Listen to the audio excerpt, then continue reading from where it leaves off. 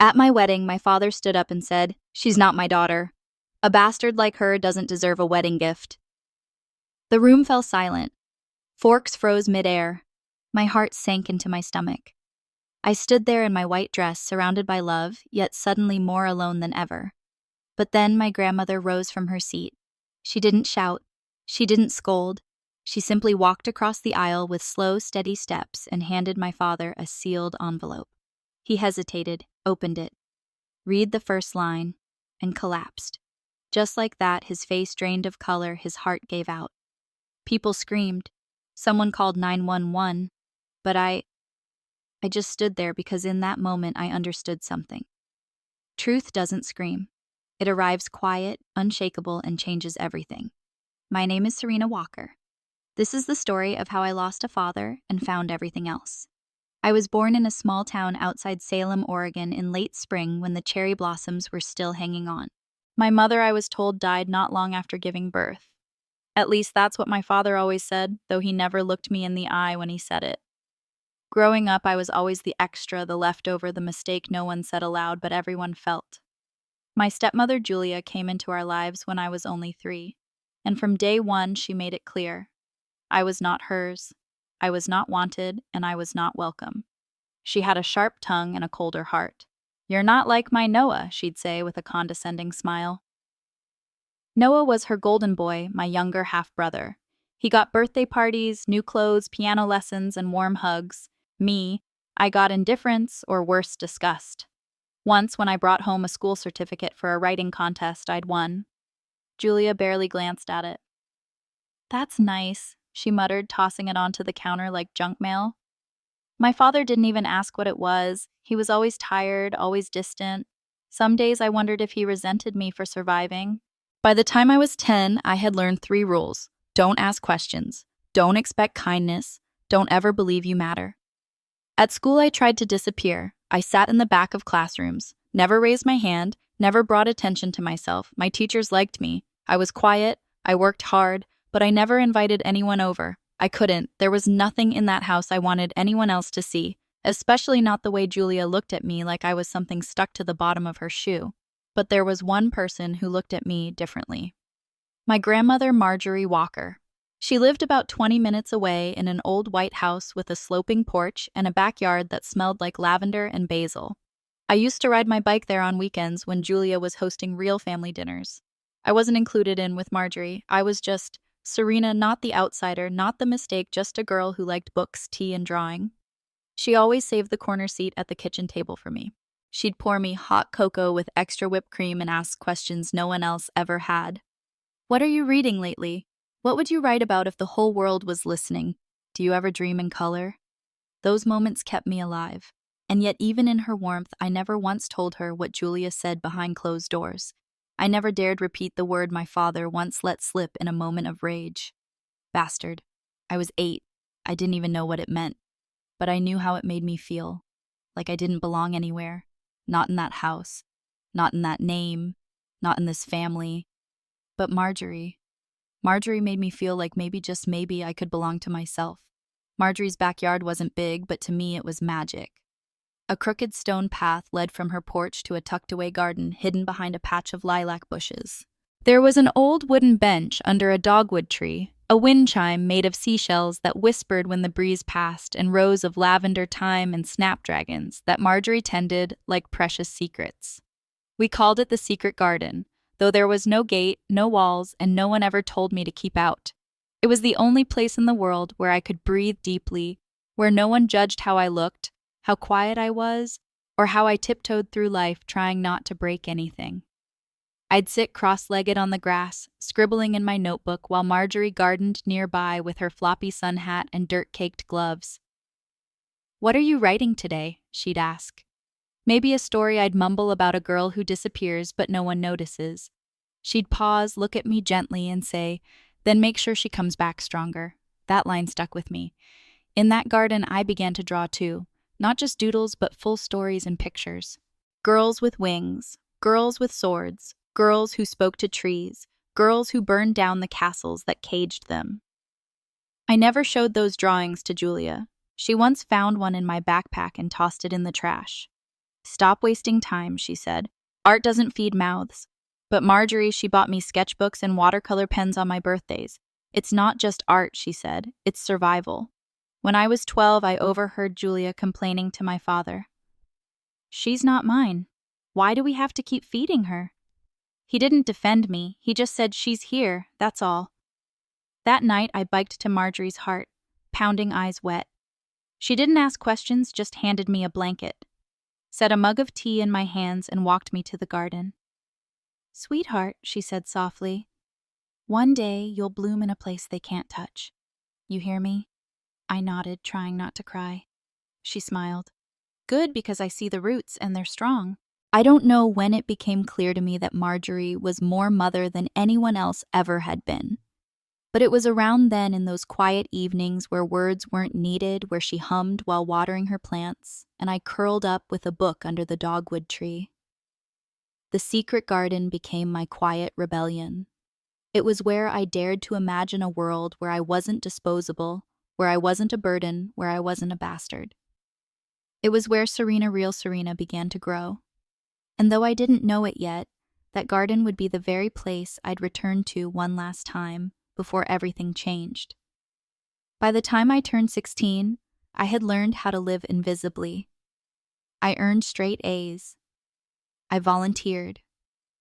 I washed the dishes without being asked. I made sure my name never showed up on any complaint. I was the perfect non-pro in a household that only ever celebrated Noah. He got a car when he turned 16. I got a pat on the back for folding the laundry right. When he failed a math test, Julia blamed the teacher. When I aced mine, she said, "Don't get cocky." I remember one night sitting at the dinner table, Noah excitedly announced he wanted to apply to an expensive summer program for coding. Julia and my father beamed. "That's our boy," Dad said proudly. "Future genius." Then I said quietly, "I got accepted to a writing residency in Portland. They're offering a full scholarship." The silence was louder than any slap. Julia blinked. Who even reads anymore? I stopped talking after that, but in the privacy of my bedroom under the glow of my desk lamp, I began to write letters to my mother. Dear Mom, I don't know if you would have liked tea or coffee. I don't know if you danced when you cleaned or if you liked silence, but I miss you, even if I never really knew you. I think I just miss the idea that someone might have once chosen me. Love, Serena. I wrote dozens of letters over the years. I hid them under my mattress like secrets I wasn't brave enough to speak. Sometimes I'd bring them to Marjorie's, tuck them beneath the lavender bush in the garden, as if the earth might carry them to wherever my mother rested. Once I tried asking my father directly. It was late. He'd just gotten home from work. I stood at the kitchen counter while he opened the fridge. Dad, I began. Can you tell me about her? About Mom. He didn't turn around. You were too young, he said flatly. There's nothing to tell. But he slammed the fridge shut. She's gone. Let her stay that way. That night I biked to Marjorie's again. She met me at the porch with her robe and slippers already on. I tried asking about her, I said, my voice shaking. Marjorie looked at me for a long moment, then placed a wrinkled envelope in my hand. It was sealed on the front, elegant, almost fading script. For Serena, when she's ready, my heart stilled. Why haven't you given this to me before? I whispered. Because pain is like fire, she said. Too early and it burns you, too late and it burns everything else. I didn't open it, not yet, I wasn't ready, but I knew one day that letter would either break me or set me free. And until then, I'd keep surviving quietly, invisibly. But one day, I promised myself I would be more than just the girl they tolerated. I would become someone they could never ignore again. I met Mason on a Tuesday at a used bookstore downtown. He was crouched in the poetry aisle, flipping through a torn copy of Sylvia Plath's journals and muttering, "Why does every copy smell like regret?" I laughed out loud. It surprised both of us. He looked up, smiled, and said, "Hi, I'm Mason, and apparently I make strangers laugh in sad poetry sections." We ended up talking for 2 hours that day about words, about art, about the way certain songs feel like home and certain silences feel like cages. I didn't tell him about my family. Not then, not yet. But he didn't ask for a history. He asked for coffee, and I said yes. Our relationship wasn't a thunderstorm. It was sunlight through curtains. Gentle, gradual healing. He didn't try to fix me. He just stayed. And over time, I stopped apologizing for existing. The first time he came to pick me up from my father's house, Julia opened the door and stared at him like he was mold on fine china. "You're dating her," she said, blinking in disbelief. Mason just smiled and replied, "Yes, and I'm the lucky one." I'd never seen Julia speechless. Over the next 2 years, Mason became my safe place. When he held my hand, the echoes of bastard and not mine in my head grew quieter. When he looked at me, I felt like maybe I was enough. Not because of who I was trying to be, but because of who I already was. On my 27th birthday, we were sitting on the porch of Marjorie's house watching the wind move through her lavender bushes. He reached into his pocket, pulled out a small square box, and said, "I know where you come from, Hertz, but I also know who you are, and I want to build something new with you. Will you marry me, Serena?" I said, yes, with tears in my eyes and a weight I hadn't realized I was still carrying slowly lifting from my chest. We started planning a small wedding. Nothing extravagant, just close friends, a riverside ceremony, and the people who mattered. Marjorie, of course, would walk me down the aisle. She was the only one who ever truly raised me. But as the invitations were being finalized, Mason gently asked the question I'd been dreading. "Will you invite your parents?" I flinched. "They're not really my parents." He nodded, thought for a moment. "Then do it for you so you can stand there on that day knowing you owed them nothing, but still rose above everything." His words stayed with me. A week later, I dropped off 2 envelopes at the house on Pine Street, one addressed to Edward Walker and one to Julia. I didn't expect them to come, but part of me feared they would, and a deeper part, I never said out loud, feared what they might do if they did. The morning of my wedding was quiet. Golden light filtered through my apartment window as Marjorie helped me into my dress. It was simply very satin, long sleeves, a delicate row of buttons down the back. I didn't want glamour. I wanted honesty and peace. "You look like your mother," Marjorie whispered, smoothing my veil. I swallowed. I hoped she'd be proud. "She would be," she said with no hesitation. "She already is." The venue was a small riverside restaurant tucked between rows of oak trees. Wildflowers lined the aisle. A friend played piano softly as guests arrived. Mason stood at the altar in a navy blue suit, eyes searching for me the moment I stepped into view, and when he saw me, he smiled like the world had paused. Marjorie held my hand as we walked down the aisle. Not a dry eye in the crowd. My breath caught in my throat as I looked into Mason's eyes. For once, I believed this could be mine. This joy, this moment, this new beginning. The ceremony was short and sweet. We exchanged vows, slipped on rings, and kissed under a sky that hadn't decided whether to rain or shine. Then came the speeches. First, my best friend spoke, then Mason's sister, then the MC smiled and said, "And now a few words from the father of the bride." My stomach dropped. I had included Edward's name on the program out of formality. I never thought he'd actually stand up, but he did. Slowly, Edward walked to the front. Julia followed behind him, lips tight. Noah wasn't there. He never RSVP'd. Edward adjusted the microphone, looked around the room, looked at me, and then he said it. "She's not my daughter." Gasps rippled across the room. My ears rang. I couldn't move. He continued calmly, like reading a memo. "She's a bastard. Her mother lied to me. This whole marriage is built on deception. And a bastard like her doesn't deserve a wedding gift." A silence fell so heavy it threatened to crush me. Guests shifted in their chairs. Some looked down. Some stared at me. I couldn't feel my feet or my face. Mason reached for my hand. I gripped his fingers like a lifeline. I couldn't breathe. I saw Julia in the front row, her lips curled into a smirk, like she'd been waiting for this moment for years. But then a chair scraped back. Marjorie stood. She didn't raise her voice, didn't rush. She walked slowly toward Edward, holding something in her hand. A pale blue envelope. When she reached him, she looked him dead in the eye and placed it firmly in his palm.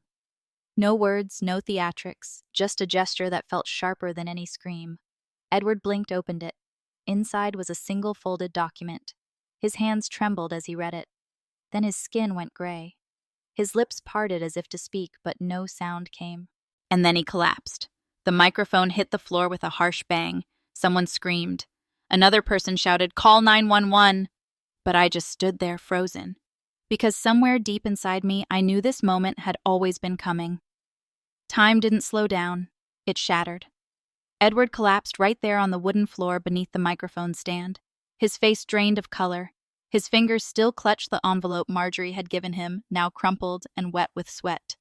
Gasps turned to screams. A server dropped a tray. Someone near the door began dialing 911. Chairs scraped back. People surged forward. Julia dropped to her knees beside him, slapping his face. Her voice shrill. Edmund breathed. "Come on, you stubborn old man." But he didn't respond. I couldn't move, couldn't speak, couldn't cry.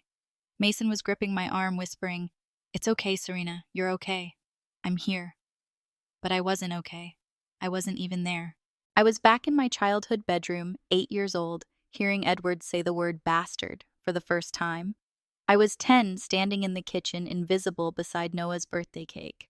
I was 16, handing my father a college acceptance letter he never opened. And now he was lying in the middle of my wedding floor, felled not by violence, but by truth. The EMTs arrived quickly. They moved with calm urgency, checking vitals, loading Edward onto a stretcher. They asked Julia questions, but she was too hysterical to answer. Marjorie, standing to the side with her back straight and her jaw clenched, stepped forward. "Tell the hospital he has a heart condition, atrial fibrillation, and he hasn't been taking his medication." Her voice was crisp, commanding. The voice of a woman who'd lived through storms and learned to name every kind of thunder. The EMT nodded. Then they wheeled Edward out. The reception doors swung shut behind them, and a sudden, uncanny quiet fell over the room. No music, no laughter, just stunned guests staring at a wedding brought to its knees.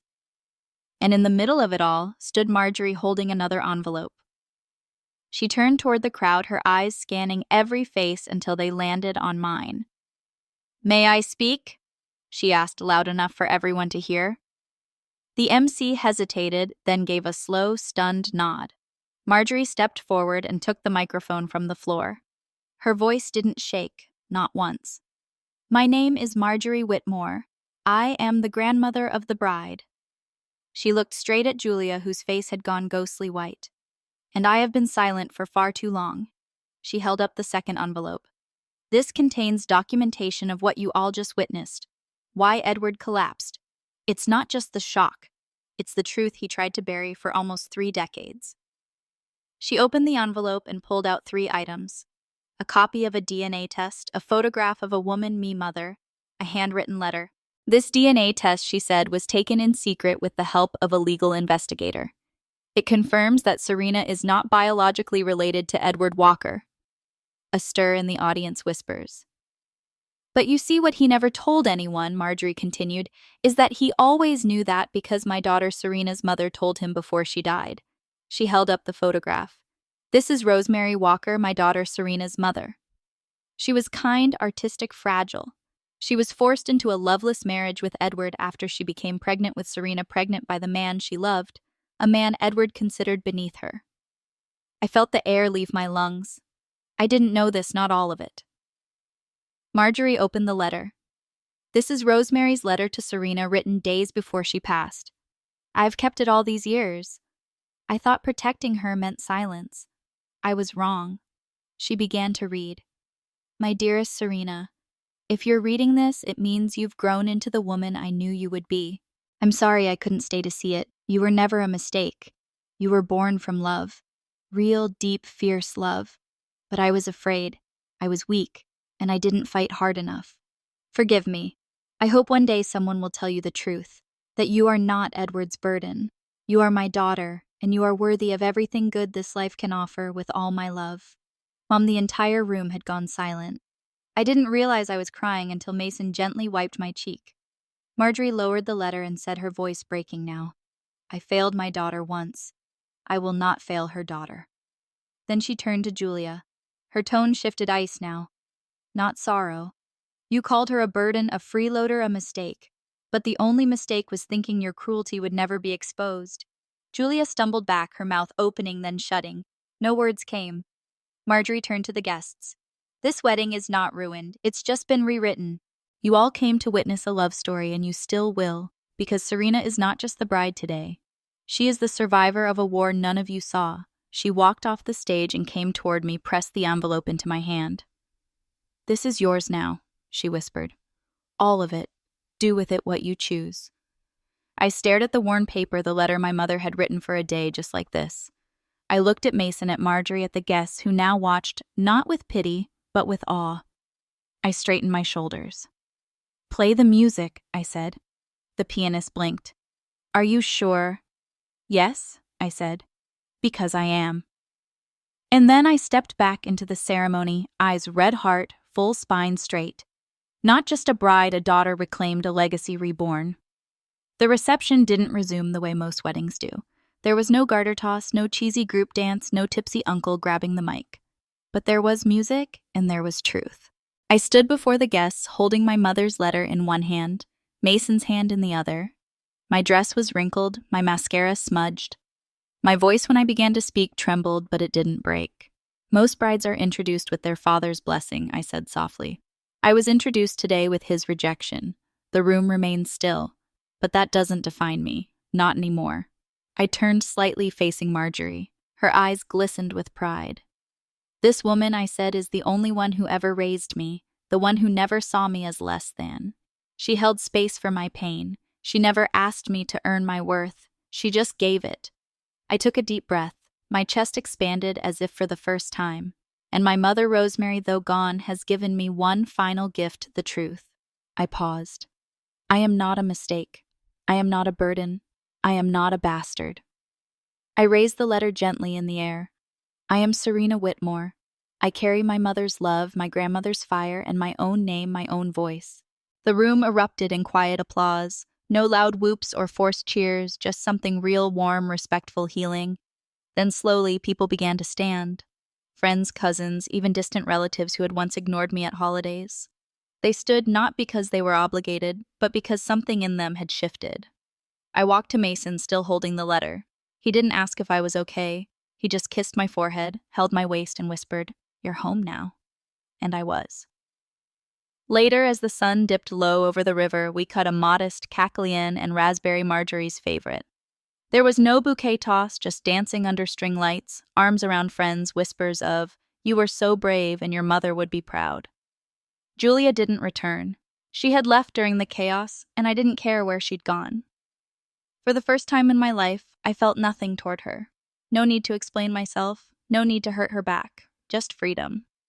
Edmund remained at the hospital. We received no updates, no texts, no apologies, and I didn't need any.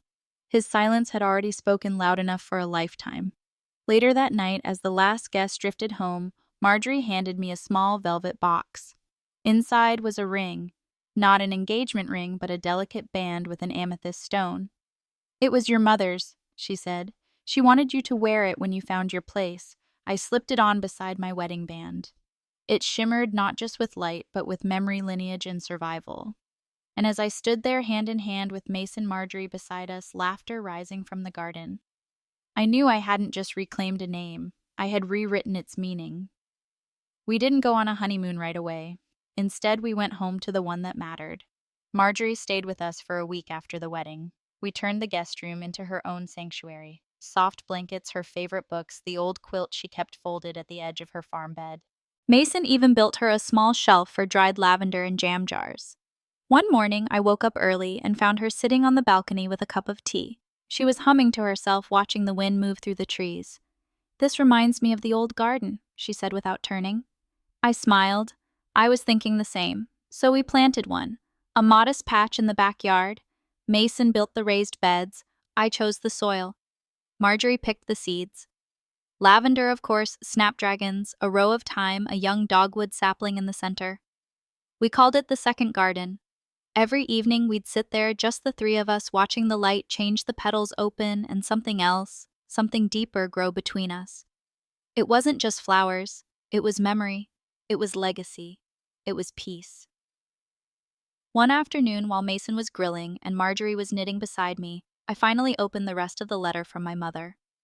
The last paragraph had been folded beneath the page, unread until that moment. "Serena, I don't know the woman you'll become, but I hope she's gentle with herself. I hope she loves without apology. I hope she builds a life that makes her feel safe. And if she ever wonders where she comes from, tell her this. She comes from fire, and fire does not apologize for burning." I wept. Not because I was sad, but because finally I wasn't. Weeks passed, then months. Life became simple, full of grocery lists, shared recipes, long walks, and quiet weekends. News from Edward came in pieces. He survived the heart attack but never fully recovered. His speech remained slurred. His business collapsed. Julia left shortly after. Noah resurfaced once, sent a text that said, "Sorry things got weird." I never replied. Closure didn't come with apologies. It came with no longer needing them. Marjorie passed away quietly in her sleep a year later. I found her curled in her chair, a book still open on her lap, a photo of my mother tucked into the pages.